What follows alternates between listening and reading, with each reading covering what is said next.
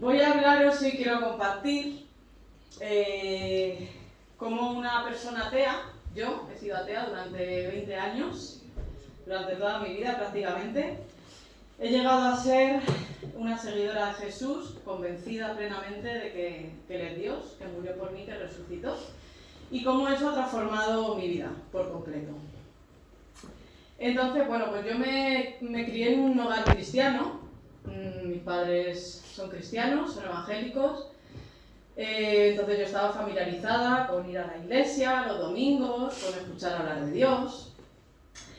Pero cuando llegué a la adolescencia, pues sobre los 14, 15, 16 años más o menos, no me acuerdo bien, decidí que creer en Dios no era para mí. Tuve claro que Dios no existía y sobre todo que no quería creer en Dios. No quería dar explicaciones a mis padres de lo que hacer, no quería que ellos me dijeran cómo vivir mi vida y muchísimo menos quería dar explicaciones a Dios.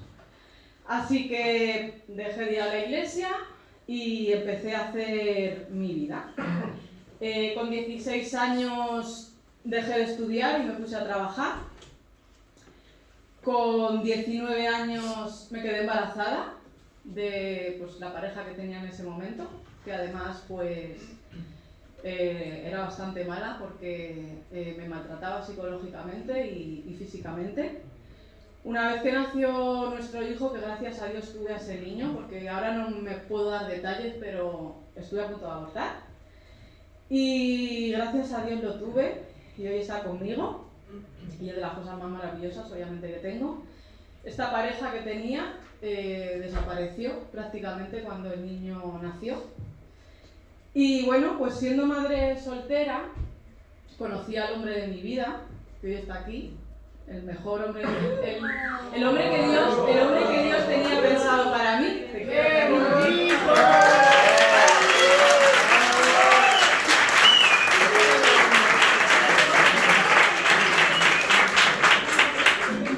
Era el hombre que Dios tenía pensado para mí desde siempre, porque os digo, Dios tiene un hombre o una mujer pensado para cada uno de vosotros, os lo aseguro. Os parezca para unos casos difíciles, lo hay. Y también era el padre que Dios tenía pensado para mis hijos. Y encima aquí aprovecho para enfatizar en que padre no es el que hace el bebé, engendra, o llamadlo como queráis, sino el que está ahí, el que ama, el que cuida y el que se preocupa, el que está presente. Entonces aparentemente yo lo tenía todo. Teníamos trabajo, no nos faltaba de nada, un hombre que me quería, yo le quería, tuvimos otro hijo, nuestros hijos, teníamos salud, todo aparentemente estaba bien, pero yo me sentí insatisfecha. Además tengo que decir también, que no lo he puntualizado, que en esta época de adolescencia también empiezo a probar las drogas, todo tipo de drogas. Concretamente me engancho totalmente a los porros. Es una droga, bueno, todas son adictivas, pero en mi caso he estado 20 años fumando porros y he intentado dejarlo en un montón de ocasiones, ya de mayor, y no podía. Lo conseguía a lo mejor una semana, 2 semanas, volvía. Estaba esclavizada, los porros me encantaban y quería dejarlo, pero no podía. Me encantaban, pero no quería. Y bueno, pues en este momento en el que os cuento de que parece que mi vida estaba bien, por un lado tenía esa adicción que no conseguía dejar, me encantaba irme de fiesta, eso es lo que daba sentido a mi vida desde la adolescencia, irme de fiesta, abusar de las drogas, del alcohol, hasta límites en los que se pierde la dignidad. Y por otro lado era una persona súper agresiva. Era la típica persona que saltaba a la mínima, que me hacían una pirula con el coche y me bajaba, y si me tenía que pegar con un tirómetro me pegaba porque me cegaba la ira. No la podía controlar. En casa pues ellos también lo sufrían, porque aunque obviamente no me pegaba con ellos, gracias a Dios no llegué a eso, pero era una persona que gritaba, que faltaba el respeto. Y bueno, pues eso era duro, porque yo no quería comportarme así. De hecho estuve yendo a psicólogos para que me ayudaran a dejar de ser así, porque una vez que me daban esos ataques de ira, luego me sentía culpable, me avergonzaba, ¿cómo has podido hacer esto? ¿Cómo has podido decir esto delante de todo el mundo? O le has hecho daño, empezaba a avergonzarme, me empezaba a dar ansiedad, me podía tirar 3 días llorando, ¿cómo has podido hacer esto? Y era algo cíclico en mi vida. Yo pensaba que este tipo de cosas, o alguna, pues todo el mundo en su vida tiene cosas buenas y cosas malas, pues las cosas malas que había en mi vida eran esas. Yo me pensaba que era normal y probablemente sea así, siempre hay cosas malas y buenas. El caso es que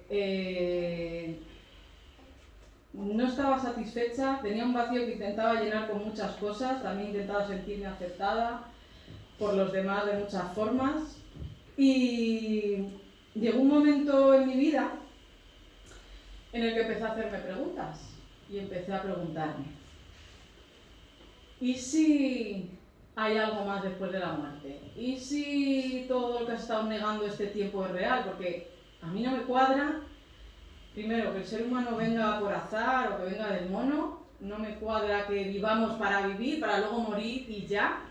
Mi mente empezó a hacer esa pregunta de repente, ¿por qué? No lo sé, pero empecé a hacerme preguntas.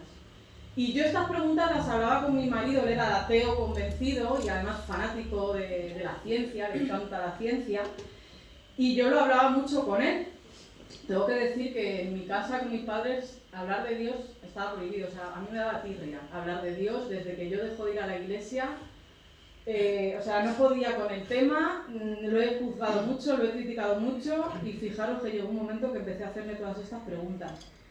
Cuando hablaba de ciencia con mi marido yo le preguntaba, pero vamos a ver, ¿qué probabilidad hay? ¿Hasta dónde ha descubierto la ciencia de que el ser humano venga por azar o que no se sepa o que venga el mono? Y me decía, mira, siéndote sincero, es totalmente improbable que sea azar.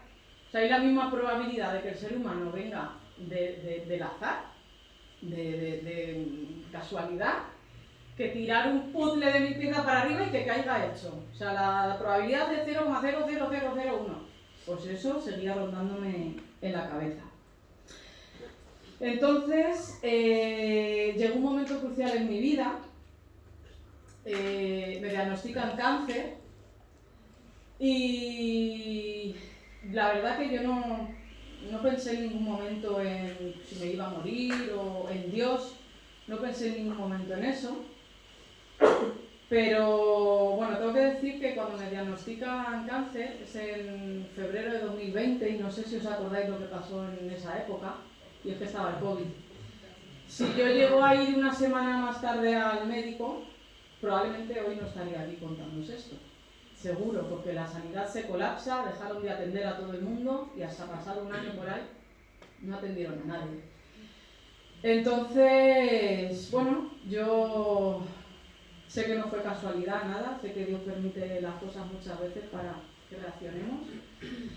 Y fue en ese momento, después de la operación, cuando estando sola en la habitación, dije, voy a hablar con Dios y voy a ver lo que pasa.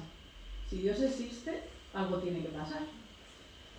Entonces yo me acuerdo que estaba llorando porque pues lo típico, los dolores del posoperatorio, pues los días de ansiedad de antes había pasado.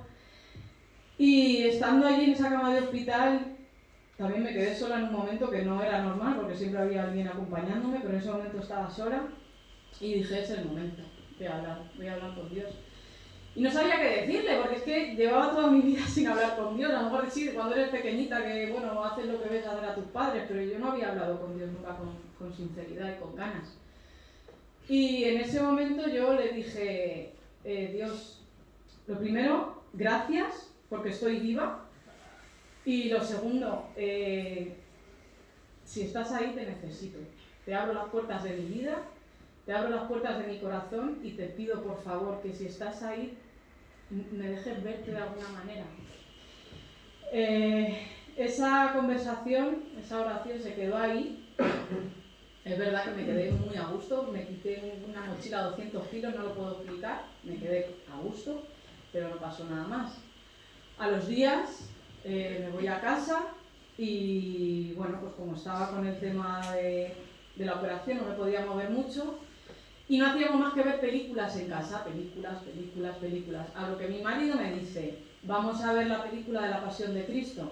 Me había propuesto un montón de veces hablar con esa relación, pero es subtitulada, yo no quería leer.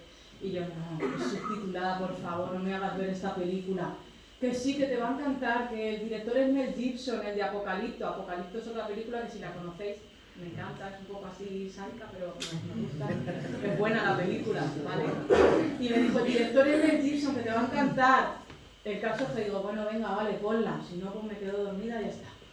Ponemos la película de la Pasión de Cristo, la conocéis, ¿sabéis cuál es? Cuenta los momentos de Jesús justo antes de que le crucifiquen y hasta después. Entonces yo he sido una de las personas que ha juzgado mucho a Dios y que ha pensado cosas de él sin conocerle absolutamente de nada. Y de Jesús pues no tenía ni idea tampoco, sabía lo que había escuchado pero no tenía ni idea. Y cuando yo terminé la película me quedé rota de ver lo que le habíamos hecho a Jesús, cómo le mataron, todo lo que le hicieron y sobre todo cómo reaccionó él. Con ese amor, con ese perdón, con esa mansedumbre, con esa paz que transmitía.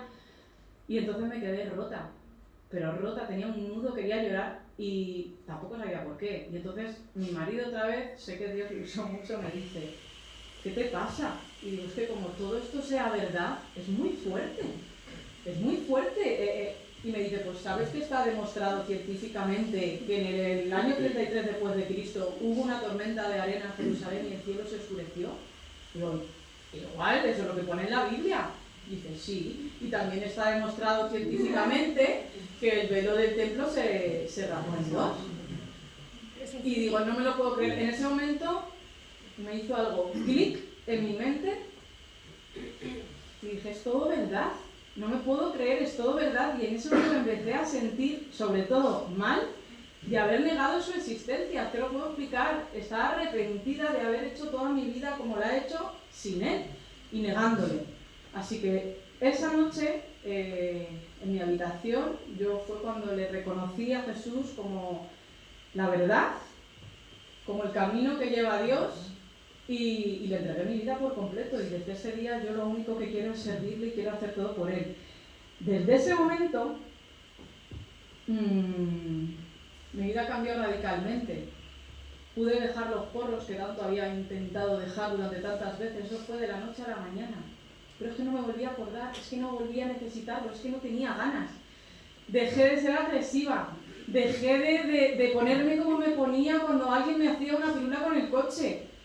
Mi marido estaba alucinando, eso ya lo vamos a dejar para otro día, pero eso fue lo que a mi marido dijo, perdona, ¿cómo esta chica, mi mujer, de la noche a la mañana ha podido cambiar así? Si llevamos mal con historias conmovidas, tochas, tanto tiempo, y de la noche a la mañana me dice que cree en Dios, que Dios es real, que le siente, y coge y cambia, pues eso le hizo a él empezar a investigar, que yo otro día lo dejamos otro día. El caso es que hay cosas que quito de la noche a la mañana y hay otras que he ido quitando poco a poco y hay muchas que tengo que quitarme porque yo todos los días hago cosas mal. Pero las que quitó de manera radical, eso fue un milagro y los que me conocen de siempre lo saben, que si una persona que ha negado tanto a Dios, solo hay una cosa que pueda pasar para que tenga ese cambio y para que diga que es verdad y es que sea verdad, que le siento. Yo me acuerdo que decía, es que vas a pensar que estoy loca cuando se lo contaba a alguna amiga o a alguna compañía de trabajo, vas a pensar que estoy loca, pero es que le siento. Es que siento su amor, es que siento su abrazo, es que le siento. Así que entendí, sobre todo, que la clave no está en la religiosidad, que no está en los rituales, las ceremonias, en lo que he dicho antes, en la bienvenida, sino que está en tener esa relación con Jesús, en conocerle. Y también tengo claro que Dios nos llama a lo largo de nuestra vida de muchísimas maneras. Lo que pasa es que no queremos escucharle porque no nos viene bien, porque somos egoístas, porque no queremos dejar cosas. Así que lo único que puedo decir es que yo animo al que no lo haya hecho a que por lo menos que investigue, que le dé una oportunidad, que Jesús ya está esperando. Le da igual lo que pienses de él, le da igual cómo sea, le da igual lo que hayas hecho. Él te ama, para él eres especial. Y está esperando con la mesa puesta y encima está apagada la comilona. Solo tienes que decirle sí. Así que simplemente eso, chicos, que busquéis porque lo encontráis.